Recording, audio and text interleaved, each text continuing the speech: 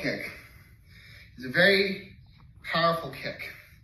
You're using the toe to actually penetrate a particular target. Okay, and I mean that literally by saying not that you're going to penetrate into the body, no, but the amount of force that you're delivering will be penetrative into a certain area, a certain target. Okay, you have to remember, with all striking, boxing, kickboxing, karate, Muay Thai, Taekwondo, Kung Fu, whatever, there are two types of strikes: penetrative and concussive. The penetrative, all the force is focused into one single point. Okay, think like for karate, the nukite, or the nukite, going straight in at the point of the fingers. Okay, same basic idea in the Uechi toe kick. We're using the big toe to act as the striking point. Now, a lot of people say, well, that's going to break your toes, that's going to hurt. Guess what? If you strike appropriately and know where to strike, you're not going to have a lot of issues with it. Okay? Also, conditioning does take a role in this. If you don't condition, you're going to be disappointed. But if you condition, sounds good. It will be a whole lot easier to work with. So, where am I aiming with this kick? Number one, I'm aiming for the inner thigh. I'm aiming for the abdomen. I'm not aiming high, I'm aiming lower body, the groin, etc. Okay, so let's say I'm working with my partner here. Okay,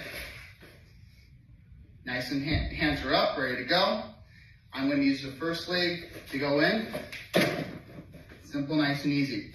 Again, 1, 2, 1, 2, 1, 2. Pretty simple. Now, so when I'm working the solo, 1, 2, 1, 2, 1, 2, 1, 2. Grabbing the person's arm, using that as a stabilizer. All right, so we just worked with it with the solo, and you can work with it on a bag. How do you condition the toe? 1, repetition, repetition, repetition. You strike the bag, it'll help develop the conditioning for it.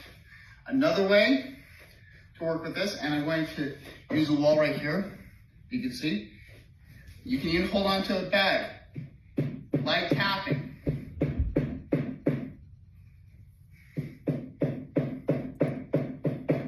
It will actually condition your toes, okay? And thus, it becomes a very effective tool, okay? So, again, 3 ways to condition this Uechi toe, or the Uechi toe kick. Solo to work on form, against the bag, and against a surface. Your choice. I recommend taking it in progression. But if you develop this is a very good tool. Week, we're going to start working on the Uechi thumb strike. Okay, we're going to be striking from here and glancing down to the base of the thumb. Okay, so solo. Remember, the hip is still turning as this is coming out. This is the hips start to twist forward as the upper body comes back. This produces that torque. So, 1, grab, strike. Again, striking from the tip, then moving to the base. All right? Circle, strike, circle, strike, circle, strike, circle, strike. Solo. Circle, strike, circle, strike, circle, strike. Where are we aiming these targets to? Spleen, liver, the hip area, the throat, the brachial arteries, inner parts of the thigh.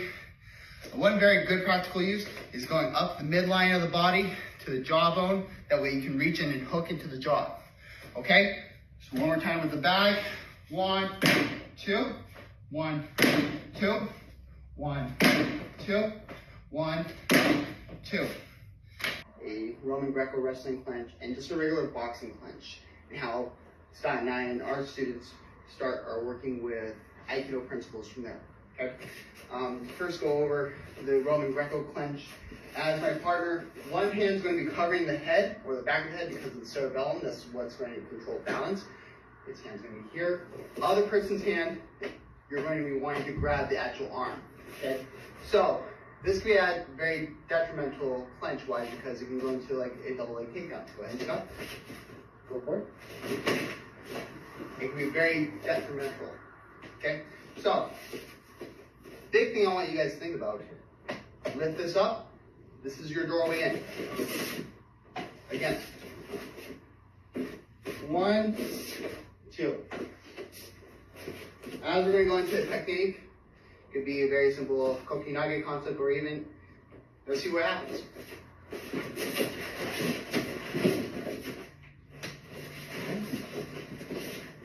Slowly, lift up, slide through, twist.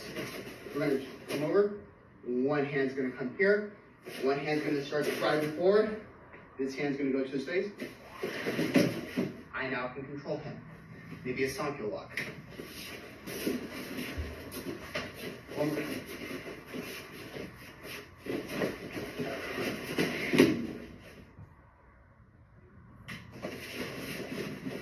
Next clinch that we like to work with is more of the Muay Thai clinch. Muay Thai clinch comes in, both hands are going to cup the back of the cerebellum, and the forearm is going to start attacking the coronary artery. This is going to start slowing the heart rate down. Also, it makes it very hard for the other person in the clinch to get out of. Where if he starts closing his elbows, he has pretty good control. So now, if you're going to open up this hand so they can see, you're going to take the hand and go straight through. Now, obviously this can be a throw, but we're going to use this more as a setup. Okay? 1, throw. 2, not throw, but setup. Now, if you notice, I was able to get my head out of there, from right here, put a gash. One more time.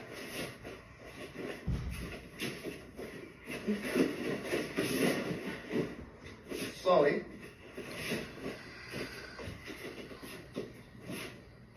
One, grab onto the hand. Dip the head out, twist, and throw. One more time, normal speed.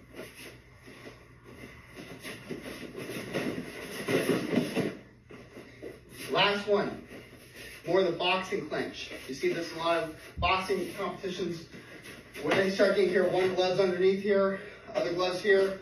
Rough typically breaks them up at this point. Okay, it's over here. We're working. Now, most people say, oh, I can just turn and throw.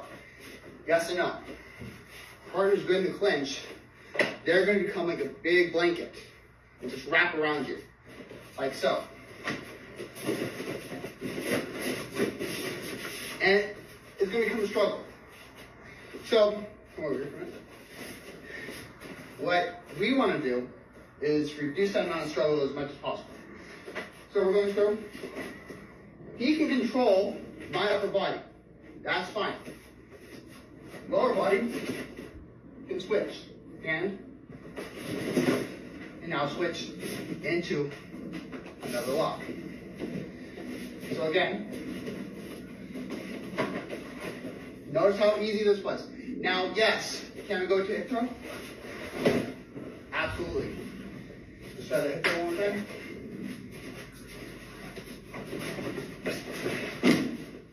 Absolutely. But sometimes you're not going to have the strength for it. If you're going to be injured, hold, you can fill in whatever blank you want. But one thing that does work is transition, maneuver. Now, if I can't get my hand over, I can easily bring the hand up, and it's free. Now, if we're going to go into the technique-wise, you can always go back in, that nice little hand to the face for kokinage, or, nice and simple, so you're going to toe shoot. One more time.